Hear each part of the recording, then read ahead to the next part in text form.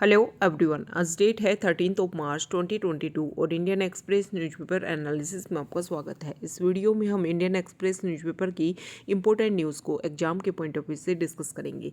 नीचे description box में Telegram channel Volcano IAS Academy का लिंक दिया हुआ है। आप Telegram channel Volcano IAS Academy के साथ में जुड़ सकते हैं। वहाँ पर हर exam means UPSC, state PSC and other exams के पॉइंट ऑफ व्यू से काफ़ी इंपॉर्टेंट इन्फॉर्मेशन आप सभी के साथ में शेयर की जाती है। तो चलो स्टार्ट करते हैं। वीडियो को स्टार्ट करेंगे एक ज्योग्राफिकल मैप क्वेश्चन के साथ में।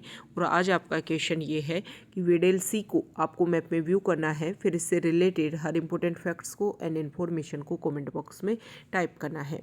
इंडियन एक्सप्रेस न्यूज़पेपर के फ्रंट पेज पर जो इंपॉर्टेंट न्यूज़ है वो स्पोर्ट्स से रिलेटेड है। यहाँ पर हमारे इंडियन वीमेन क्रिकेट टीम की दो important player Smriti Mandhana and Harmanpreet Kaur ने वर्ल्ड कप मैच में वेस्ट इंडीज़ के खिलाफ काफ़ी अच्छा परफॉर्मेंस दिया और इंडिया का टारगेट सेट किया 317 का, जो वर्ल्ड कप में इंडिया का सबसे हाईएस्ट टारगेट के रूप में सेट हुआ है। तो काफ़ी इंपॉर्टेंट इन प्लेयर्स के नेम और ये जो टारगेट है वो इसको लेकर के भी क्वेश्चन बन सकता है। बहुत सारे एग्जाम ऐसे होते हैं जिनमें स्पोर्ट्स से रिलेटेड क्वेश्चन को काफ़ी ज़्यादा फोकस किया जाता है। इस तरीके से भी क्वेश्चन पूछ लेते हैं कि कौन सा प्लेयर जो है वो कौन से स्पोर्ट्स से रिलेटेड है। तो इस तरीके से भी आपको एक जनरल अवेयरनेस होनी चाहिए। नेक्स्ट इम्पोर्टेंट आर्टिकल है इंडियन मिसाइल माल फंक्शन को लेकर के। अभी हमने कुछ इशू देखा कि हमारे इंडिया से एक मिसाइल जो है वो इंडिया की तरफ से तो ये स्टेटमेंट आया कि यहाँ पर कुछ टेक्निकल माल फंक्शन देखने को मिला, जिसकी वजह से इश्यू क्रिएट हुआ कि इंडिया से मिसाइल जो है वो निकल करके बॉर्डर एरिया क्रॉस करते हुए पाकिस्तान में जा करके एक तरीके से वो गिर जाती है। तो इसकी वजह से पाकिस्तान ने बोला है कि भाई इसकी जांच होनी चाहिए, क्योंकि पाकिस्तान ने तो ये बोला है कि सुपरसोनिक मिसाइल थी और ब्रह्मोस का वहाँ पर एक्सपेरिमेंट किया जा रहा था। ब्रह्मोस जो इंडिया और रशिया के द्वारा जॉइंट वेंचर के द्वारा तैयार की गई है। और अभी कुछ टाइम पहले हमने देखा था कि साउथ चाइना सी को सिक्योर करने के लिए फिलीपींस ने इसको इंडिया के साथ में एग्रीमेंट भी किया था। तो ब्रह्मोस मिसाइल की टेस्टिंग की जा रही थी, ऐसा बोला है पाकिस्तान ने। हालांकि इंडिया ने इसकी तरफ से क्लैरिफिकेशन नहीं दिया है। इंडिया ने सिर्फ इतना बोला है कि टेक्निकल मालफंक्शन हुआ जिसकी वजह से इशू क्रिएट हुआ। पाकिस्तान ने बोल दिया है कि जांच करो और जॉइंट वेंचर करो, जॉइंट प्रोब होनी चाहिए। दोनों जो है वो ध्यान में रखेंगे, इसके बारे में दोनों डिस्कस करेंगे, दोनों देखेंगे कि क्या इशू हुआ है। अगर टेक्निकल मालफंक्शन है तो यह तो आने वाले टाइम में दोबारा भी हो सकता है। तो उसको लेकर के, क्योंकि पीस टाइम है, दोनों कंट्रीज़ की जो रिलेशंस हैं वो थोड़े से स्मूथली आगे बढ़ रहे हैं। काफ़ी लंबे टाइम के इशू के बाद में हमने देखा कि कुछ टाइम पहले काफ़ी ज़्यादा टेररिज्म एक्टिविटी जो है वो काफ़ी ज़्यादा इंक्रीज़ हो गई थी। तो कोशिश की गई कि काउंटर करने की, और अभी प्रेजेंट टाइम में जो इशू हैं वो थोड़े ठीक लेवल पर चल रहे हैं। तो इस तरीके की जो इशू हैं वो दोनों कंट्रीज़ की जो रिलेशंस हैं उनमें कुछ प्रॉब्लम क्रिएट कर सकते हैं। तो इनको जानकारी हासिल की जानी चाहिए। अब यहाँ पर हमारे लिए इम्पोर्टेंट ये हो जाता है कि इस तरीके का इशू अगर होता है तो उसको लेकर के कुछ पहले कुछ एग्रीमेंट, ऐसा कुछ डिस्कशन हुआ है क्या? तो 2005 में इंडिया और पाकिस्तान के बीच में डिस्कशन हो चुका है। 2005 में एग्रीमेंट हुआ था जिसमें डिसाइड किया गया था कि जब भी इस तरीके की बॉर्डर एरियाज़ में डिफेंस सिस्टम को लेकर के कोई टेस्टिंग होगी, कोई लॉन्चिंग होगी, तो दोनों कंट्री एक दूसरे को अवेयरनेस क्रिएट कराएंगी कि हाँ भाई हम कोई लॉन्चिंग कर रहे हैं। अवेयरनेस क्रिएट कराने के बाद में भी बॉर्डर एरिया से लगभग 40 किलोमीटर दूरी की जगह पर जो मिसाइल लॉन्चिंग सेट है वो वहाँ पर होगा। और ऐसा नहीं है कि जब मिसाइल को लॉन्च किया गया तब उसने बॉर्डर क्रॉस करके वो पाकिस्तान वाले एरिया में घुस गई, या पाकिस्तान की जो मिसाइल है वो इंडिया वाले एरिया में घुस गई। नहीं, बॉर्डर से लगभग 70 किलोमीटर दूर होना चाहिए जब जाकर के वो जो मिसाइल है किसी एरिया में जब उसको डंप किया जाए या जाकर के वो गिरे, तो काफ़ी दूर होना चाहिए बॉर्डर एरिया से। ओके। और जब वो रास्ता अपना तय कर रही है, वे अपना कंप्लीट कर रही है, तो उस टाइम में भी बॉर्डर एरियाज़ को क्रॉस ना करे। ये इंपॉर्टेंट बात है, ये ध्यान में रखना है। तो इस तरीके का एग्रीमेंट साइन है, दोनों कंट्रीज इसको फॉलो भी करते हैं। अब ये क्या इशू हुआ, ये तो जांच के बाद में ही इसका रिजल्ट सामने आएगा।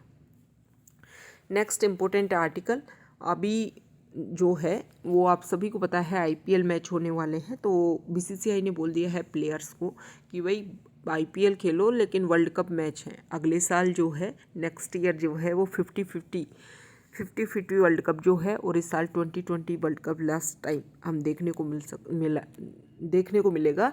तो उसके लिए अपनी जो फिटनेस है वो आपको बनाए रखना है।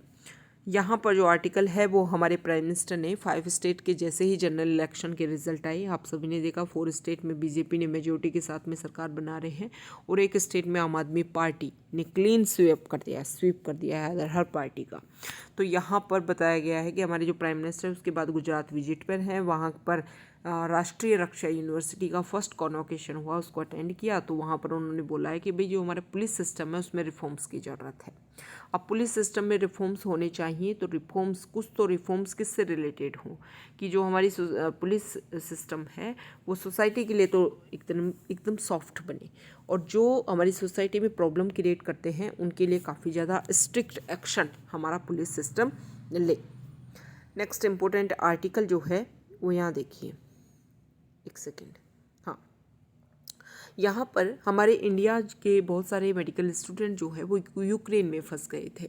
अब यूक्रेन से स्टूडेंट्स को निकालने के लिए ऑपरेशन गंगा हमारी गवर्नमेंट ने लॉन्च किया है। तो वहाँ के जो उनके टीचर थे उनके बारे में एक जनरल बात बताई गई है कि वो वहाँ पर जो वॉर से जो भी इशू क्रिएट हो रहे हैं तो वहाँ पर मेडिकल असिस्टेंस प्रोवाइड करने की कोशिश कर रहे हैं उन टीचर्स के द्वारा। नेक्स्ट इम्पोर्टेंट आर्टिकल, यहाँ पर सिक्किम का एक इम्पोर्टेंट स्टेटमेंट है।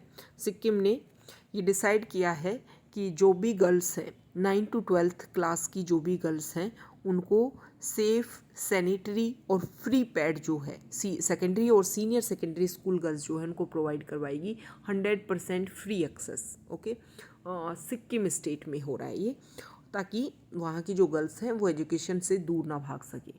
जब एक तरीके से ये मेंस्ट्रुएशन जो पीरियड्स स्टार्ट होते हैं उसके बाद में देखने को मिलता है कि एजुकेशन सेक्टर में गर्ल्स का पार्टिसिपेशन कुछ कम हो जाता है। ड्रॉप आउट की तरफ जो गर्ल्स की संख्या है वो इंक्रीज़ होती है। तो उसमें एक सोसाइटल बेसिस पर ग्राउंड बेसिस पर जब इसका डिस्कशन किया गया तो पता चला कि इसकी वजह से ये जो ड्रॉप आउट है वो देखने को मिलता है।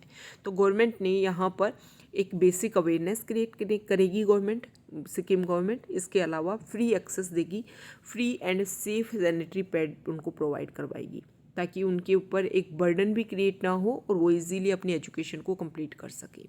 इसके लिए उन्होंने जो स्कीम है उसका नाम है वाहिनी। ओके, तो ये जो नेम है और कौन से स्टेट का है इसको आप लिख सकते हो अपने स्पेसिफिक यूपीएससी मेंस और अपने स्टेट पीसीएस के मेंस में अगर क्वेश्चन पूछे जाएं तो अदर स्टेट्स के क्या क्या कदम है, या सेंट्रल गवर्नमेंट, या फिर अगर ये बोले कि महिलाओं को वीमेन का गर्ल्स में का जो है एजुकेशन में पार्टिसिपेशन बढ़ाने के लिए गवर्नमेंट के क्या क्या उपाय हैं, क्या क्या सजेशंस हैं, गवर्नमेंट किस तरीके से अपनी एक्टिविटीज़ को कंप्लीट कर रही है, तो ये सारी बातें आप लिख सकते हो। स्पेसिफिक जो स्टेट्स हैं उनके एग्जाम्पल भी आप यहाँ पर दे सकते हो। राजस्थान स्टेट जो है वहाँ पर भी इस तरीके का काम किया जा रहा है। ओके, और इस तरीके की जो उड़ान योजना वहाँ पर इम्प्लीमेंट की गई है, इस तरीके के जो फ्री एक्सेस प्रोवाइड करवाने की कोशिश की जा रही है। वहाँ पर गर्ल्स के साथ साथ जो वीमेन हैं उनका भी पार्टिसिपेशन आंगनवाड़ी सेंटर के थ्रू इंक्लूड करने की कोशिश की जा रही है। नेक्स्ट इम्पोर्टेंट आर्टिकल, आप यहाँ चलिए पेज नंबर 7 पर। पेज नंबर 7 पर जो आर्टिकल है वो सेंसस को लेकर के है।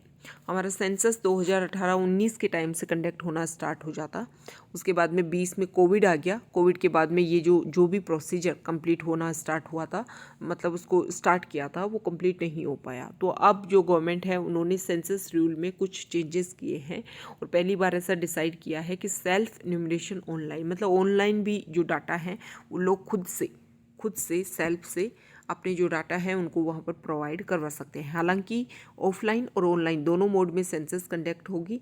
जो सेल्फ डाटा है वो प्रोवाइड करवाए जाएंगे और जो पेपर बेसिस पर जो भी सेंसस से रिलेटेड डाटा आएंगे उनको मैच करने के बाद में ही फाइनल रिजल्ट डिक्लेयर किया जाएगा।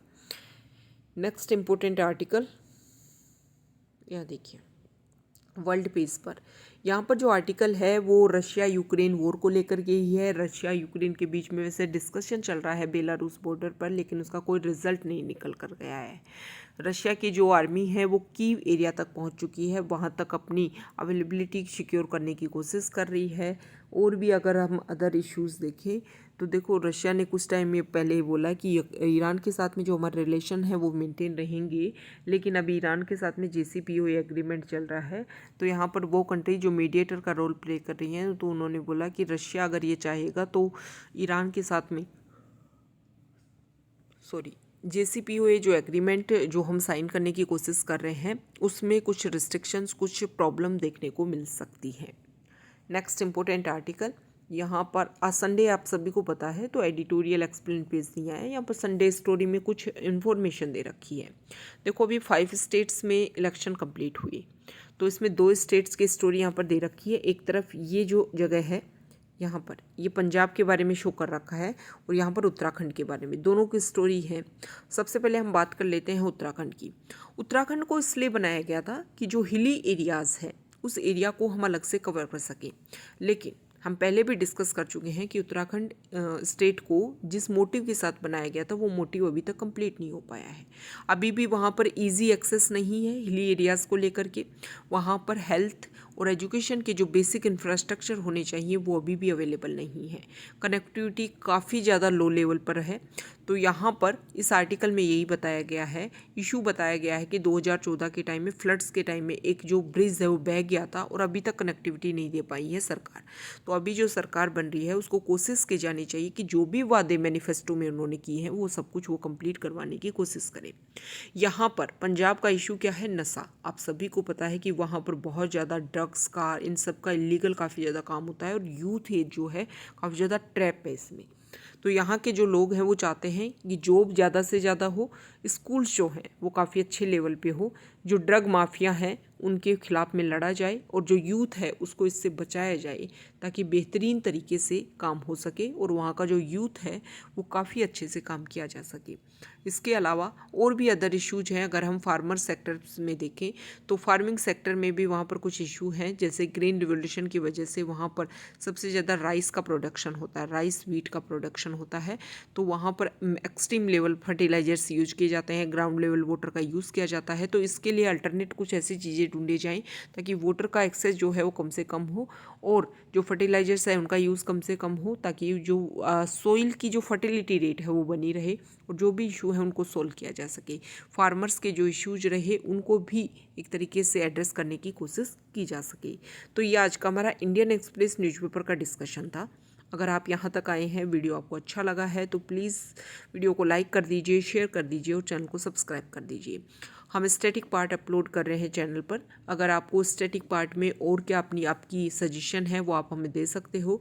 इंडियन हिस्ट्री का जो पार्ट है वो आपको कैसा लग रहा है वो आप कमेंट बॉक्स में बता सकते हो और किस तरीके से और अदर एरियाज़ को हम कवर कर सकते हैं, वो जो भी आपके सजेशन है वो आप हमें बता सकते हो। Okay, thank you.